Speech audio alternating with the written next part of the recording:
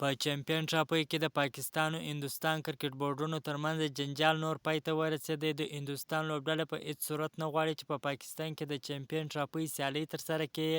هندوستان به خپلې سیالۍ په متحده عربي اماراتو کې ترسره کوي او د پاکستان لوبډله چې هم د هندوستان سره سیالۍ ترسره کوي نو متحده عربي اماراتو ته به ځي. د 2025 کال چمپیون ټرافۍ د پاکستان په کوربهتوب ترسره کېږي چې 8 لوبډلې ګډون پکښې کوي. په 2 ګروپونو ویشل شوي دي.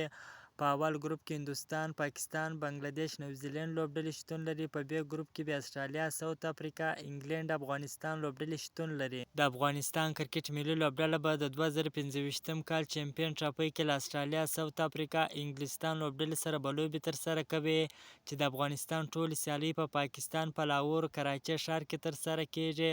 خو داسې بنګلادیش، پاکستان، نیوزیلند به بیا د هندوستان سره چې کومې سیالۍ ترسره کوي متحده عربي اماراتو ته به هم ځي. د افغانستان کرکټ ملي لوبډله به په چمپیون ټرافۍ کې خپله لومړۍ سیالۍ د ساوت افریقا لوبډلې پر وړاندې فروري په 21مه نیټه په کراچۍ کرکټ لوبغالي کې ترسره کړي او خپله دویمه سیالۍ به د فروري پر 25مه په لاهور کرکټ لوبغالي کې د انګلستان سره ترسره کړي او خپله وروستۍ سیالۍ به د فروري په 28مه د استرالیا سره هم په لاهور کرکټ لوبغالي کې ترسره کړي. ملګرو که تاسو هم غواړئ د کرکټ په اړه باندې تازه او مهمو معلومات څخه ځان خبر کړئ، زموږ چینل سبسکرایب، پیج فالو کړئ. تر بلې ویډیو پورې د الله په امان.